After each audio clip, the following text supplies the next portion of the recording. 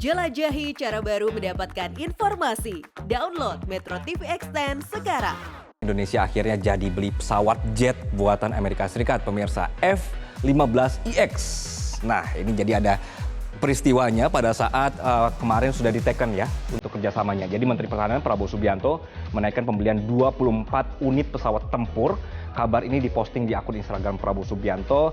Penandatangan nota kesepahaman dilakukan di kantor Boeing di St. Louis di Missouri, Amerika Serikat.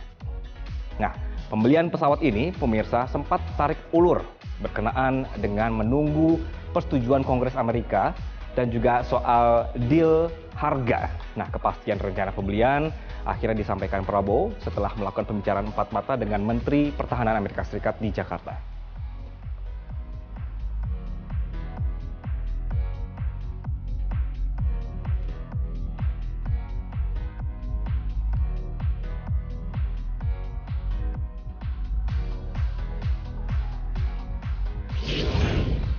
Wow, keren ya. Nah, dengan tambahan pesawat tempur dari Amerika Serikat ini, maka akan menambah deretan alutsista udara yang baru untuk mendukung pertahanan nasional sesuai dengan rencana strategis, pemirsa. Kami akan ajak Anda review kembali. Saya pakai kacamata dulu karena habis ini saya akan naik pesawat tempur, pemirsa. Jadi kita akan membahas peremajaan pesawat tempur dalam Metropedia dengan judul Kejar Target Beres-Beres Pesawat Jet. Kita simak.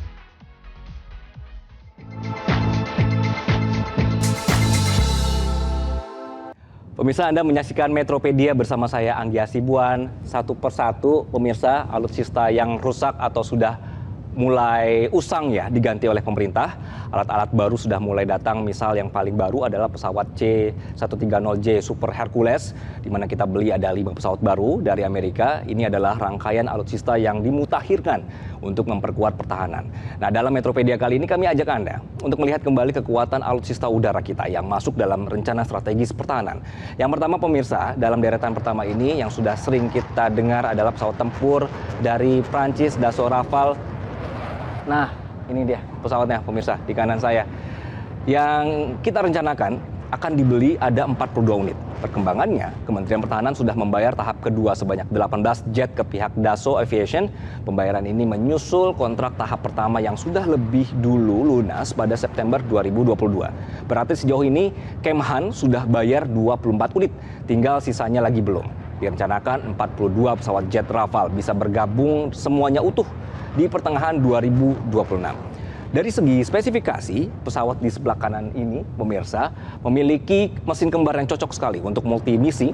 Desain sayap Rafale bisa membantu memaksimalkan kestabilan terbang ketika jet ini melakukan manuver lebih dari 9G atau 9G atau minus 3G. Jadi dalam keadaan darurat, Rafale mampu melakukan manuver sampai di 11G atau 11G. Nah, sistem sensor pesawat ini juga sangat mumpuni untuk mendeteksi target dan sistem terintegrasi yang bisa membantu pilot selama operasi berlangsung dengan menyajikan data seluruh sistem sensor di pesawat langsung. Perangkat Rafale diklaim mampu mendeteksi objek dengan jarak 200 km, jauh sekali ya. Satu jet tempur ini mampu menampung senjata sampai 9 ton, serta kecepatan maksimalnya sampai di 1.384 km per jam. Wow, cepat juga. Nah, alutsista lainnya yang masuk radar Indonesia adalah F-15IX buatan Amerika Serikat. Mana tadi pesawatnya? Oh, oke, di kiri saya. Ini dia. Indonesia sudah lama dikaitkan dengan pesawat ini, apalagi Amerika juga sudah membuka peluang untuk mendatangkan jet ini ke Indonesia dengan nilai sekitar 200 triliun rupiah. Wow. Namun, pembelian F-15IX ini ada tarik ulurnya, pemirsa. Karena dianggap harganya terlalu mahal. Kemudian, kalau kita beli, ini belum termasuk biaya persenjataan. Apalagi dengan aroma politik Amerika dengan menjual jet tempur ini ke Indonesia. Nah, pihak Boeing selaku produsennya pun ini tidak mau pembayaran dilakukan dengan dicicil. Yang sudah pasti akan sangat memberatkan kita karena Indonesia maunya pembayarannya secara bertahap. Sehingga Menteri Pertahanan Prabowo Subianto memberikan keputusan akhir kepada pemerintah jadi atau enggak nanti mau dibeli. Begitu. Nah, apa sih keunggulan dari pesawat tempur ini sampai mau dibeli begitu ya? Pesawat ini mampu mendeteksi melacak musuh dengan sistem senjata dan kontrol penerbangan yang mumpuni.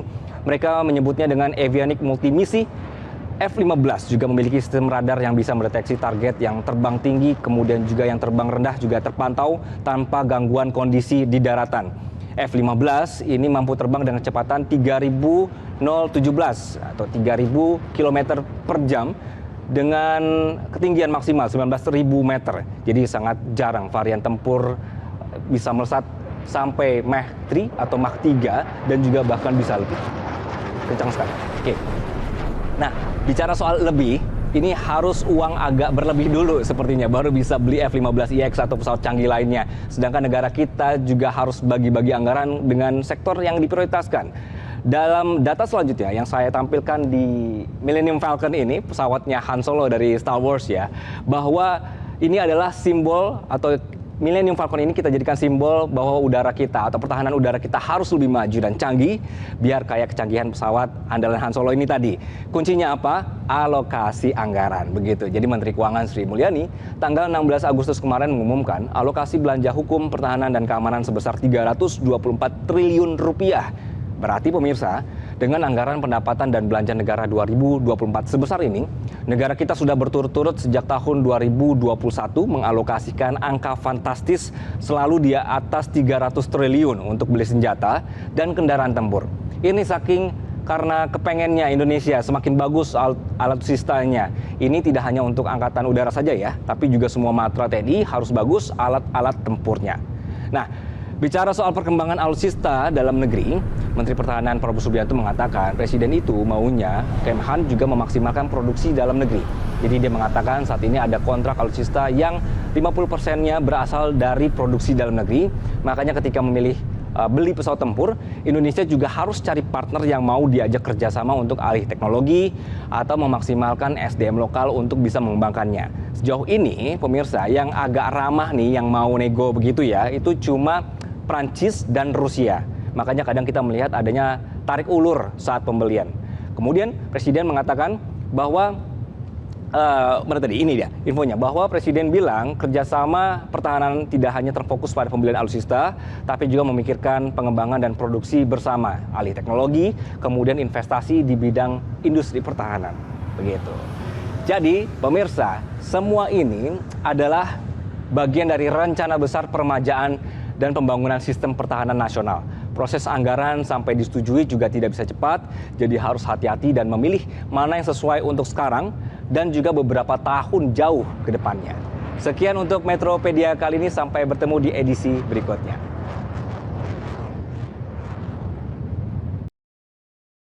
Cara mudah mendapatkan informasi dengan satu sentuhan jari. Download Metro TV Extend.